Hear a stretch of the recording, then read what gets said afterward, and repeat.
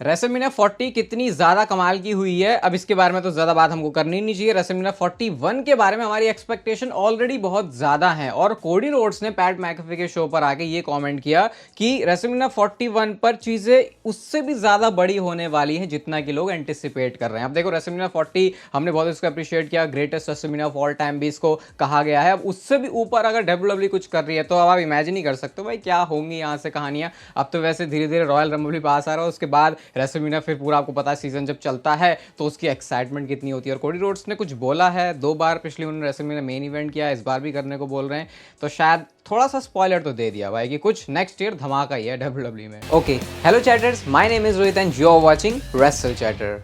Welcome है guys आपका voice of wrestling के एक और नए एपिसोड में। और आपको पता है अब जब ट्रिपल एच ने डब्ल्यूडब्ल्यूई को कंट्रोल करना शुरू किया है तो जो चैंपियंस हैं इस समय कंपनी के अंदर उनकी रेंज थोड़ी लंबी हो रही है, जो टाइटल्स है वो ज़्यादा प्रेस्टिजियस फील हो रहे हैं पहले से, जैसे हमने पिछले कुछ सालों में देखा है। और इस समय जो हमारे पास चैंपियंस भी हैं वो गुंथर, कोडी रोड्स, जे उसो ऐसे हैं। बट इनमें से सुपरस्टार्स कौन पहले हारने वाला है, किसका रेन अभी जो चैंपियंस है सबसे लंबा चलेगा। और सवाल ये भी है कि कोडी रोड्स का लंबा टाइटल रेन होगा या फिर गुंथर का टाइटल रेन लंबा होने वाला है। इसके ऊपर स्पॉटिफाई पर एपिसोड आ चुका है, फन एपिसोड है भाई, आप जाके डेफिनेटली इसको एंजॉय करने वाले हो। अपना भी आप वहाँ पे फीड दे सकते हो, तो लिंक आपको पहले मिल जाएगा डिस्क्रिप्शन में और 25 मिनट की आपको इंटरेस्टिंग कन्वर्सेशन वहाँ पे सुनने को मिल जाएगी। अब देखो भाई आज के डायनामाइट के शो से शुरू करते हैं। 5 साल इसको हो गए हैं और आज फाइनली जो MVP है वो शेल्टन बेंजामिन को लेके आ चुके हैं। मैंने आपको बताया था कि कल ही बताया था ना कि शेल्टन बेंजामिन जो है ऑल एलिट रेसलिंग में जाएंगे और आज जो है MVP अपने एक बिजनेस बनाने के पर्पज से वो शेल्टन बेंजामिन को भी लेके आ चुके हैं। और जो जॉन मॉक्सली की स्टोरी है भाई वो तो और ज़्यादा पेस पकड़ रही है उस डायरेक्शन में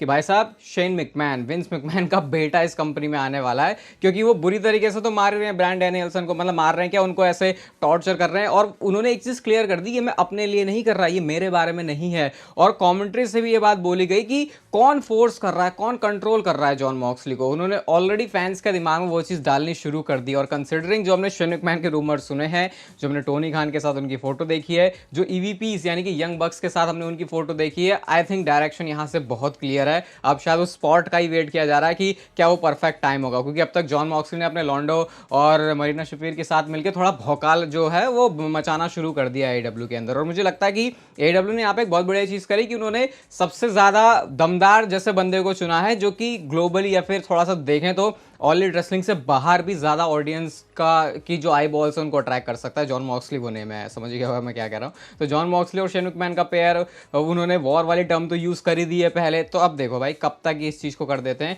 ज़्यादा वैसे ऑल एलिट रेसलिंग का ऐसा रहा नहीं है कि वो चीज़ों को घसीटे, तो शायद कुछ ही और देर की बात है। होपफुली ऐसा ही हो रहा है, क्योंकि अगर ऐसा नहीं हो रहा तो भाई फिर ये लोगों को डिसअपॉइंटमेंट की तरह लीड करेगा। CM पंक का लेटेस्ट वाला पॉडकास्ट आया भाई और इसमें तो CM पंक ने क्या क्या बातें बोली है। CM पंक के बारे में अच्छा लगता है भाई, बंदा जब खुल के थोड़ा बोलना शुरू करता है तो शायद वो बातें भी बोल जाता है जो कि शायद उसको नहीं बोलनी चाहिए। लिटरली CM पंक ने पूरी स्टोरी ही बता दी कि कैसे वो आए थे। CM पंक की डॉक्यूमेंट्री वाली वीडियो आप जाके देख ही सकते हो, उसमें मैंने सब कुछ आपको बताया। लेकिन यहाँ पे CM पंक ने उस एग्जैक्ट मोमेंट की बात करी जब हम दोनों बिल्कुल पागल हो गए थे, ट्रिपल एच और CM पंक, बिल्कुल मेरे रिटर्न से पहले। क्योंकि कुछ भी डिसाइडेड तो था नहीं, उसी टाइम पे कॉन्ट्रैक्ट साइन किया था CM पंक ने जैसे ही वो आए थे, सब मैंने उस डॉक्यूमेंट्री में कवर किया है। तो लेकिन यहाँ पे CM पंक बोलते हैं कि मैं जा रहा हूँ, मुझे मेरा म्यूजिक चल गया है, मुझे पता नहीं मुझे क्या करना, मुझे ये नहीं पता मेरा जो रैंप है वो कैसा दिखता है, मुझे किधर तक जाना है। तो जब म्यूजिक चल रहा है उस टाइम पर CM पंक और ट्रिपल एच यानी हम दोनों एक दूसरे के ऊपर चिल्ला रहे हैं, क्या मुझे पूरा वो वॉर गेम्स के केज तक जाना है या फिर मुझे वहीं पर खड़े रहना है।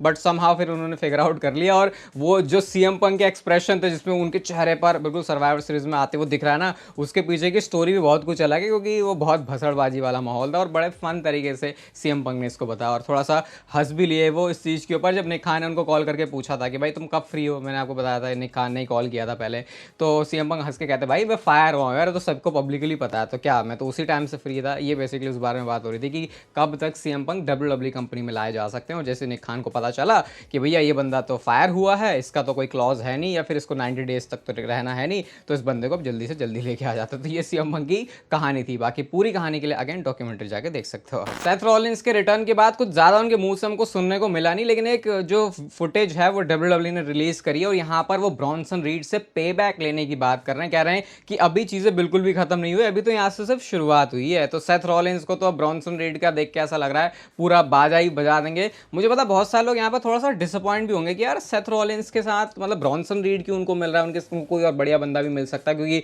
बहुत सारे लोगों की नजरों में भी ब्रॉन्सन रीड उस लेवल के सुपरस्टार नहीं है। बट आई थिंक यही वो स्टार्स बिल्ड करने की बारी आती है, और मैं तो इनकी केमिस्ट्री देखने के लिए इन्वेस्टेड रहूंगा ही, क्योंकि वो ब्रॉन्सन रीड का सुनामी वाला, वो भारी भरकम वाला फैक्टर चीज़ों को इंटरेस्टिंग बना देता है, जैसे हमने अभी ब्रॉन स्ट्रोमैन और ब्रॉन्सन रीड की इस फ्यूड के अंदर देखा है। तो भाई देखो क्या होता है। और सेथ रॉलिंस तो वो बंदा भाई हर चीज़ से वो कुछ बेटर ही निकालता है, तो यहाँ पे भी ब्रॉन्सन रीड और सेथ रॉलिंस की फ्यूड से आप कुछ ऐसा एक्सपेक्ट कर सकते हो। कल मैंने आपको बताया था CW नेटवर्क के ऊपर जो NXT है वो आनी शुरू हो चुकी है, मतलब कल पहला एपिसोड था उसका, और इसके जो नंबर्स हैं वो भी आ चुके हैं, 1 मिलियन से नीचे ही हैं, 895 के व्यूअर्स हैं ये, और ये अक्टूबर 2023 से NXT के सबसे ज़्यादा नंबर्स आए हैं। और ये मतलब मेरे को कुछ आइडिया नहीं था इस नेटवर्क के बारे में, क्योंकि होता है ना कि एक नेटवर्क के ऊपर भी इतनी व्यूअरशिप आ सकती है, तो ऐसा लग रहा है कि 1 मिलियन से मार्क शायद नीचे ही रहने वाला है, अनलेस WWE कुछ इतना बड़ा कर दे जो कि बिल्कुल NXT को मेन रोस्टर वाली फील देते कि सोचो एक साथ बहुत सारे सुपरस्टार आ गए। वैसे अगला जो शो है वहाँ पर भी रैंडी ऑर्टन आ रहे हैं, तो शायद हो सकता है बहुत सारे लोग फेमिलियर भी ना हो, तो 1 मिलियन का मार्क अगर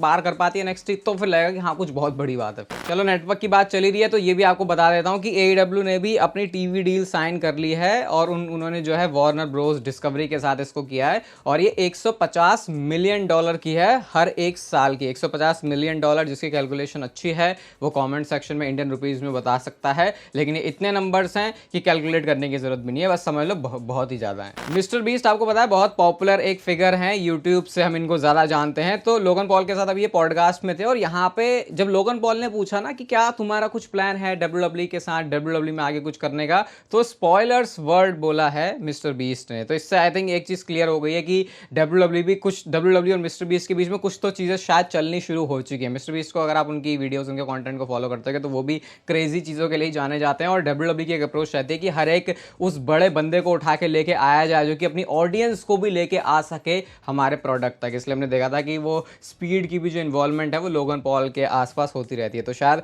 अब जो मिस्टर बीस्ट है उनका भी अगला नंबर है, और उनकी तो भाई और ज़्यादा बड़ी अपील है। अगर आप लोगन पॉल से आई थिंक कंपेयर करूंगा तो मिस्टर बीस्ट का थोड़ा ज़्यादा है, एटलीस्ट यूट्यूब के नंबर्स में तो है, लेकिन वैसे लोगन पॉल बाकी चीज़ों में भी घुसे रहता है, तो अच्छा एडिशन हो सकता है। रेसलिंग तो नहीं करेंगे भाई, लोगन पॉल का तो चलो था थोड़ा बॉक्सिंग वाला, इसलिए वो बात बन गई थी। कोडी रोड्स और रोमन रेंस की हमने वो जो एक सिनेमैटिक वीडियो देखी थी जॉर्जिया टेक वाले फुटबॉल वाले स्टेडियम से, NFL वाले स्टेडियम से, जो भी है वो बॉल जो लेके फिरते रहते हैं ये, तो वहां पे अभी उसके बारे में कुछ डिटेल्स हमको कोडी रोड्स ने दिए हैं। उन्होंने मतलब मेरे को थोड़ा सा अटपटा लगा सुनने में, लेकिन पहले बताता हूँ क्या बोला कोडी रोड्स ने। वो ये कहते हैं कि हम दोनों में से किसी को भी नहीं पता था कि सामने वाला बंदा अभी आगे क्या बोलने वाला है, और ना हम अपने उस इंटरेक्शन से पहले मिले थे, मतलब वो सिर्फ आए और उसके बाद उन्होंने वो जो चीजें वो डिलीवर करी। आई थिंक कोडी रोड्स बहुत हद तक सही भी बोल रहे हैं, थोड़ा यहाँ पे ऐसा चीजों का तोड़ मरोड़ के भी रखा जा रहा है, क्योंकि ऐसा तो नहीं हो सकता कि कोडी को पता ही नहीं है कि रोमन रेंस क्या बोल रहे हैं, वरना फिर वो जवाब किस तरीके से प्रिपेयर करेंगे, क्योंकि भाई इतना सब उन्होंने प्रोडक्शन लगा दिया, मतलब उसकी स्क्रिप्ट ही कुछ नहीं है, ऐसा तो मैं नहीं मान सकता। लेकिन हाँ हो सकता है बहुत कम पता हो कि हाँ मेरे को मेरी लाइन पता है और उसको उसकी चीज पता है, बस उनको वो आके डिलीवर करनी थी। और साथ में कोडी रोड्स ने ये भी बोल दिया भाई कि WWE की फ्यूचर डायरेक्शन ही अभी ये है। बहुत सारे लोगों की तो मिर्ची मच गई कि भाई ये तो रेसलिंग वाला शो है, तुम ऐसा कैसे वीडियो पैकेज दिखा रहे हो, ये तो हॉलीवुड थोड़ी है, वेब सीरीज थोड़ी देख रहे हैं हम, इसलिए थोड़ी WWE देखते हैं। बट कोडी रोड्स ने एक चीज क्लियर कर दी है, मतलब इसका जवाब देते हुए नहीं, ये तो मैंने अलग से बोल दिया चल रहा था।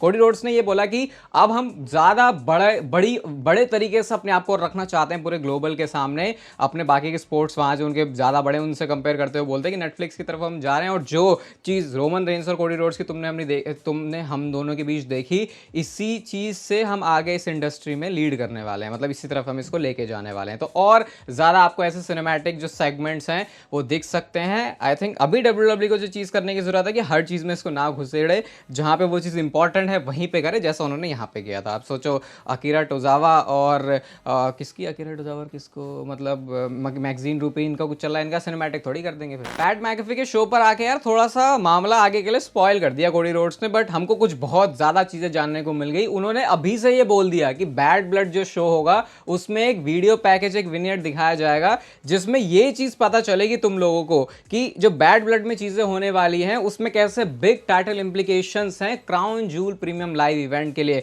अब इससे एग्जैक्टली क्या मतलब है हम ज्यादा कुछ निकाल नहीं सकते, बट टाइटल इंप्लीकेशन का अगर मैं सही से मतलब समझ पा रहा हूं इस सेंस में, तो कोडी रोड्स ये कहना चाह रहे हैं कि इस मैच में जो भी कुछ होगा उसका रिजल्ट का इफेक्ट पड़ने वाला है आगे क्राउन जूल में होने वाले टाइटल मैच के लिए। तो क्या इसका मतलब ये है कि रोमन एंड कोडी की टीम अगर जीत रही है तो कोडी बोलेंगे भाई रोमन रेंस हम दोनों का मैच अब क्राउन जूल में होगा? क्या इसका मतलब ये है कि अगर रोमन रेंस और कोडी रोड्स की टीम हार रही है तो सोलो सिकोवा को एक और मौका मिल जाएगा कोडी रोड्स की चैंपियनशिप के लिए? तो ये है यहाँ पे टाइटल इंप्लीकेशन का मतलब। एग्जैक्टली अभी चीज बिल्कुल पूरी तरीके से क्लियर नहीं हुई है, लेकिन अगर मैंने आपसे बोला था कि अभी ज्यादा क्लैरिटी है नहीं इसके बारे में कि डब्ल्यूडब्ल्यू कोडी रोड्स और रोमन रेंस के मैच को किस तरीके से देखती है। वो चाहे तो इसको रेसलमेनिया में बुक कर सकते हैं, वो चाहे तो उसको क्राउन जूल में भी बुक कर सकते हैं, वो चाहे तो उसको सैटरडे नाइट्स मेन इवेंट जो भी होने वाला है उसके अंदर भी कर सकते हैं। तो क्लैरिटी अभी उतनी चीजों की है नहीं, लेकिन कुछ तो कोडी रोड्स ने गिव अवे किया है यहाँ पे कि भाई टाइटल इंप्लीकेशन होने वाली है। और तब तक जब तक बैड ब्लड नहीं हो जाता आई थिंक अपना दिमाग लगा सकते हैं कि क्या है वो चीज जिसके बारे में कोडी रोड्स बोलना चाह रहे थे। विंस मैकमैन का थोड़ा सा डाउनफॉल सा शुरू हुआ है। फोर्ब्स की जो टॉप 400 सबसे ज्यादा रिचेस्ट लोगों की लिस्ट है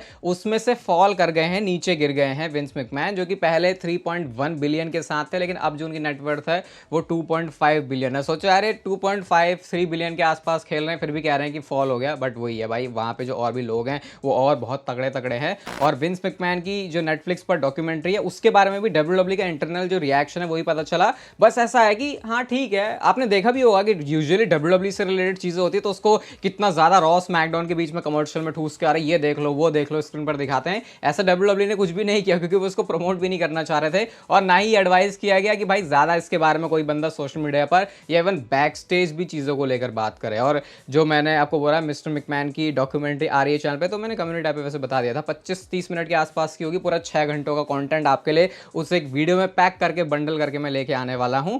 15,000 लाइक्स आपने कर दिया तो चलो ठीक है, मान गया फिर मैं कि आ सकती है वो जो डॉक्यूमेंट्री है। तो अभी डेट नहीं बता रहा बस, लेकिन हाँ आसपास है क्योंकि उसमें मेहनत थोड़ी ज़्यादा लग रही है। खुद सोच लो भाई 6 घंटों का उसमें, लेकिन होगा बिल्कुल क्रिस्प, मजा आ जाएगा। रॉयल रंबल का जब पोस्टर आया था तो जिस तरीके से रोमन रेंस को बीच में डाला गया, बहुत सारे लोगों को ऑलरेडी कहना था कि भाई अब Roman Reigns royal rumble match में एंट्री कर रहे हैं। अब रेसल वोट्स का इसके बारे में ये कहना है कि यस डब्ल्यूडब्ल्यू पहली बार इतने कुछ सालों में प्लान कर रही है कि रोमन रेंस को होना चाहिए, रोमन रेंस होंगे डब्ल्यूडब्ल्यू के अकॉर्डिंग इस मेंस रॉयल रंबल मैच का पार्ट। और वो कितना अपने आप इंटरेस्टिंग हो सकता है वो अब आप सोचो, क्योंकि भाई रोमन रेंस इतने सालों से एंटर नहीं किया उन्होंने और इस बार तो इस पॉसिबिलिटी के साथ भी एंटर करने वाले हैं कि क्या पता जो बंदा है वो रॉयल रंबल मैच ही जीत जाए। भाई क्या डब्ल्यूडब्ल्यू इतना बड़ा सरप्राइज बैड ब्लड शो के लिए प्लान कर रही है? तो पैट मैकेफी के शो पर ही जो कोडी रोड्स आए थे उसकी कुछ तो एक वीडियो है ना जो शो का पार्ट नहीं है, लेकिन पैट मैकेफी कोडी रोड्स को बता रहे हैं कि the big guy is coming back this week, ऐसा करके उन्होंने बोला। और कोडी रोड्स थोड़ा सा कंफर्मेशन कह रहे हैं कि अच्छा उस बंदे की बात हो रही है। तो अब यहां से जो बिग गाय होने वाला रेफरेंस दिया तो मजाक के लिए भाई रायबैक की बात नहीं हो रही यहाँ पे बात हो रही है ड्वेन द रॉक जॉनसन की, क्योंकि